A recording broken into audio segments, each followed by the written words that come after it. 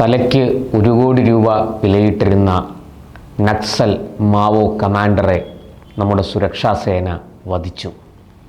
51കാരനായ മാഡ്വി ഹിറ്റ്മ എന്ന ഛത്തീസ്ഗഡ് സ്വദേശിയാണ് ഇന്നലെ പുലർച്ചെ ആന്ധ്രാപ്രദേശിലെ അല്ലൂരി സീതാരാമരാജു ജില്ലയിൽ നടന്ന ഏറ്റുമുട്ടലിൽ വധിക്കപ്പെട്ടത്. ഇയാളോടൊപ്പം ഇയാളടക്കം 6 മാവോയിസ്റ്റുകളെയാണ് സുരക്ഷാ സേന വധിച്ചത്. കൊല്ലപ്പെട്ടവരിൽ 2 പേർ സ്ത്രീകളാണ്, അതിൽ ഒരാൾ ഹിറ്റ്മയുടെ ഭാര്യയുമാണ്. എന്തായാലും ഈ ഒരു സംഭവത്തോടുകൂടി പോലീസ് നൽകുന്ന CRPF നൽകിയ പ്രതികരണത്തിൽ പറയുന്നത് നക്സലിസത്തിൻ്റെ മാവോയിസത്തിൻ്റെ ശവപ്പെട്ടിയിലെ അവസാനത്തെ ആണിയും അടിച്ചിരിക്കുകയാണ് എന്നാണ് CRPFൻ്റെ പ്രതികരണം.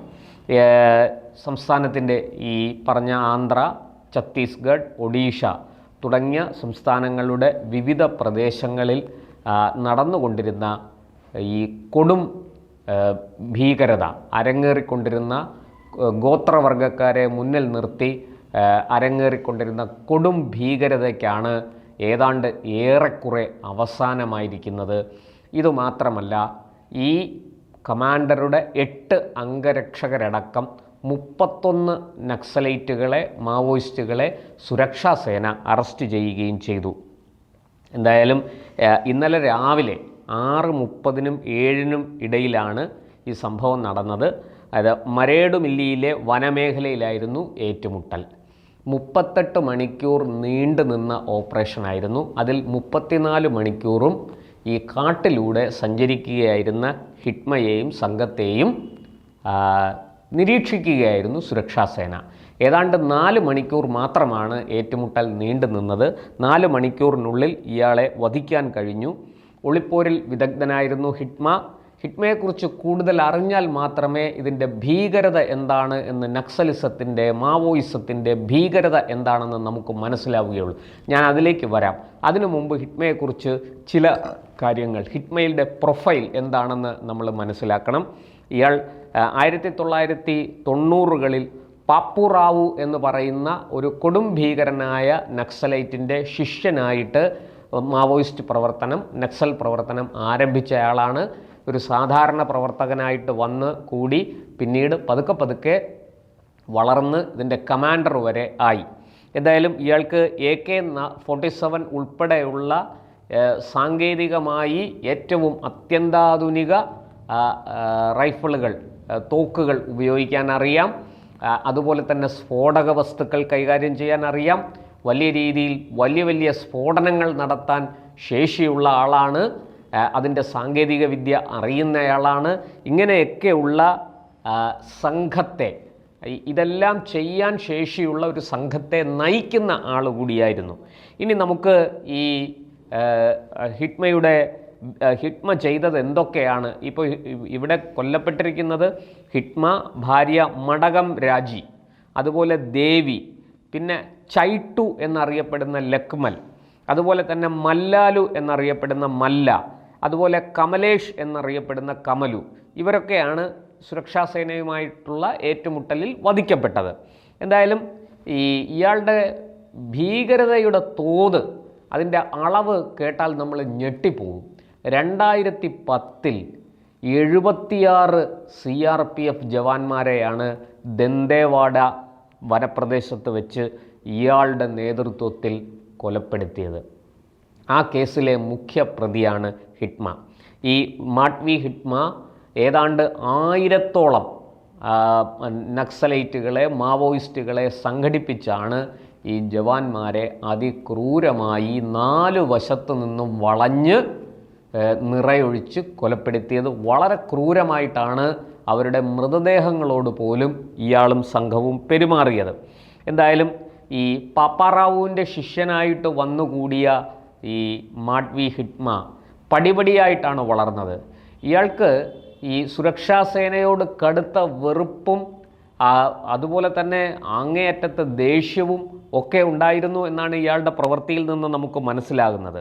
എന്തായാലും ഒരു കാര്യം, ഇതിനകത്ത് ഈ 76 CRPF ജവാന്മാരെ കൊന്നയാൾ 2022-ൽ ഏതാണ്ട് 22 CRPF ജവാന്മാരെ ചെയ്യുന്ന മറ്റൊരു ഓപ്പറേഷനും ഇയാൾ നേതൃത്വം കൊടുത്തു. ആദ്യത്തത് 76 ജവാന്മാരെ കൊലപ്പെടുത്തിയത് ദന്തേവാഡയിലായിരുന്നെങ്കിൽ ഇത് ഈ 22 പേരെ കൊലപ്പെടുത്തിയത് മറ്റൊരു സ്ഥലത്തായിരുന്നു. അത് ഛത്തീസ്ഗഡിലെ ഒരു സ്ഥലത്ത് വെച്ചാണ് അവരെ കൊലപ്പെടുത്തിയത്. പീപ്പിൾസ് ലിബറേഷൻ ഗറില്ല ആർമി, ഒന്നുകൂടെ ഞാൻ പറയാം, പീപ്പിൾസ് ലിബറേഷൻ ഗറില്ല ആർമി എന്ന് പറയുന്ന PLGAയുടെ 1ാം ബറ്റാലിയൻ്റെ കമാൻഡറായിരുന്നു ഇയാൾ. അതുപോലെ തന്നെ ഇയാൾ ഈ 2012 നടത്തിയ കൂട്ടക്കൊലകൾ, അതുപോലെ 2016 ഒക്കെ നിരവധി ഓപ്പറേഷനുകളിലൂടെ നിരവധി ആൾക്കാരെ കൊലപ്പെടുത്തിയ ആളാണ്. എന്ന് മാത്രമല്ല, ഇയാൾ ആധുനിക ഇലക്ട്രോണിക്സ് യന്ത്രങ്ങളൊന്നും ഉപയോഗിച്ചിരുന്നില്ല.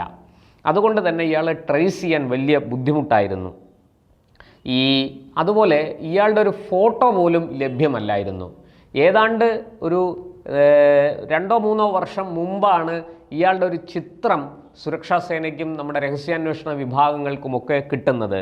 അങ്ങനെ അത്ര സുരക്ഷിതമായിട്ട്, അതായത് ഇയാൾക്ക് ചുറ്റും എപ്പോഴും 4 ലെയർ സെക്യൂരിറ്റി എന്നാണ് സുരക്ഷാ സേന പറയുന്നത്.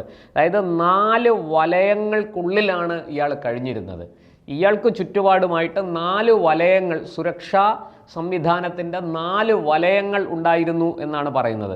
അപ്പോൾ ഈ നക്സലൈറ്റുകൾ, മാവോയിസ്റ്റുകൾ എത്ര സംഘടിതരാണ്, എത്ര സജ്ജരാണ്, എത്ര അത്യന്താധുനിക സാങ്കേതിക വിദ്യ അവർ ഉപയോഗിച്ചിരുന്നു എന്നുള്ളതാണ്. ഈ വ്യക്തി അതേസമയം ഇതൊന്നും ഉപയോഗിക്കാതെ, ഈ പറഞ്ഞതുപോലെ ഇലക്ട്രോണിക്സ് യന്ത്രങ്ങളോ മൊബൈലോ അങ്ങനത്തെ സാധനങ്ങളൊന്നും ഉപയോഗിക്കാതെ, കമ്പ്യൂട്ടറോ ഒന്നും ഉപയോഗിക്കാതെ പ്രവർത്തിച്ചിരുന്ന ആളാണ്. മാത്രമല്ല ഗോത്രവർഗ ഭാഷകളിൽ വലിയ പ്രാവീണ്യമുണ്ടായിരുന്ന ആളാണ്. അതുകൊണ്ട് തന്നെ ഗോത്രവർഗക്കാരെ വളരെ പെട്ടെന്ന് അവരുടെ ഭാഷയിൽ സംസാരിച്ച്, അവരുടെ ശൈലിയിൽ സംസാരിച്ച് തൻ്റെ വഴിക്ക് കൊണ്ടുവരാൻ ഈ ഹിറ്റ്മയ്ക്ക് സാധിച്ചിരുന്നു.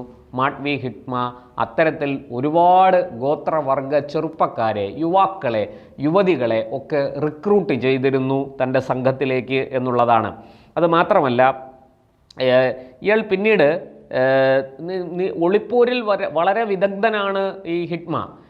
ഇയാൾ കോൺഗ്രസിൻ്റെ മഹേന്ദ്ര കർമ്മ എന്ന് പറയുന്ന നേതാവ്, അദ്ദേഹം ഈ ജാവ സുജൂം എന്ന് പറയുന്ന ഒരു മാവോയിസ്റ്റുകളെ നേരിടാൻ വേണ്ടുന്ന, മാവോയിസ്റ്റുകളെ എതിർക്കാൻ കഴിയുന്ന ഒരു സുരക്ഷാ സേന, ജനങ്ങളുടെ ഇടയിൽ, ഗോത്രവർഗങ്ങൾക്കിടയിൽ പ്രവർത്തിക്കുന്ന ഒരു അനൗദ്യോഗിക സുരക്ഷാ സേനയ്ക്ക് രൂപം നൽകി.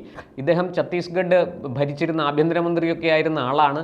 ഇദ്ദേഹം കോൺഗ്രസ് നേതാവാണ്. ഇദ്ദേഹത്തിൻ്റെ ഭരണകാലത്ത് വളരെ ശക്തമായ നടപടികൾ അവിടെ എടുത്തു.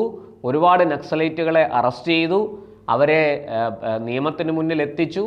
അങ്ങനെയൊക്കെ മുന്നോട്ട് പോയിരുന്ന അദ്ദേഹത്തെ ഒരു തവണ അദ്ദേഹം ഒരു ഗ്രാമത്തിൽ വന്നിട്ട് മടങ്ങിപ്പോകുന്ന വഴിക്ക് അദ്ദേഹത്തിൻ്റെ വാഹന വ്യൂഹത്തെ തടഞ്ഞ് വനിതാ നക്സലൈറ്റ് അടക്കമുള്ളവർ ചേർന്ന് ആക്രമിക്കുകയും നിറയൊഴിക്കുകയും അദ്ദേഹത്തിൻ്റെ സുരക്ഷയ്ക്ക് നിയോഗിക്കപ്പെട്ട ഉദ്യോഗസ്ഥരെ വധിക്കുകയും ചെയ്തു. അദ്ദേഹത്തെ വാഹനത്തിൽ നിന്ന് വലിച്ച് പുറത്തിട്ട് ക്രൂരമായി മർദ്ദിച്ച് തൊഴിച്ച് അദ്ദേഹത്തെ അതിക്രൂരമായി ഇവർ കൊലപ്പെടുത്തുകയും ചെയ്തു.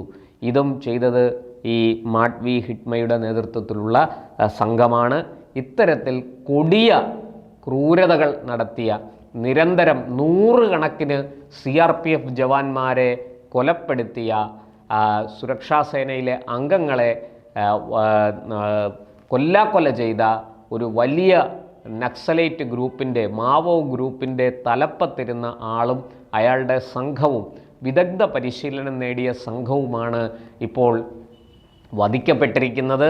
തീർച്ചയായിട്ടും 2026 മാർച്ച് 31 മുമ്പ് ഇന്ത്യ നക്സൽ മുക്ത, മാവോ മുക്ത രാഷ്ട്രമായി മാറും എന്ന അമിത്ഷായുടെ പ്രഖ്യാപനത്തിന് അടിവരയിടുന്നതാണ്. അല്ലെങ്കിൽ ആ അമിത്ഷായുടെ കിരീടത്തിലേക്ക്, സുരക്ഷാ സേനയുടെ കിരീടത്തിലേക്ക് ഒരു പൊൻതൂവൽ കൂടി ചാർത്തിക്കൊടുക്കുന്ന ഒരു സംഭവമാണ് ഇന്നലെ നടന്നത്. തീർച്ചയായിട്ടും നമ്മുടെ CRPF ജവാന്മാർക്കും സുരക്ഷാ സൈനികർക്കും അഭിമാനിക്കാം. നമ്മുടെ രാജ്യത്തെ പിന്നിൽ നിന്ന് കുത്തിയിരുന്ന, പതിറ്റാണ്ടുകളായിട്ട് സുരക്ഷാ സേന തേടിക്കൊണ്ടിരുന്ന ഒരു കൊടും ഭീകരൻ, ഒരു കൊടും ക്രിമിനൽ, ആ കൊടും ക്രിമിനലിനെയാണ് നമുക്ക് ഇല്ലായ്മ ചെയ്യാൻ സാധിച്ചത്. തീർച്ചയായിട്ടും അത് രാഷ്ട്രത്തിൻ്റെ വലിയ നേട്ടമായിട്ട് ഈ മാവോ വിരുദ്ധ വേട്ടയുടെ ചരിത്രത്തിൽ തങ്കലിപികളിൽ രേഖപ്പെടുത്തേണ്ട ഒരു സംഭവമാണ് ഇന്നലെ നടന്നിരിക്കുന്നത്. തീർച്ചയായിട്ടും നമുക്ക് അതിൽ ഏറെ അഭിമാനിക്കാം.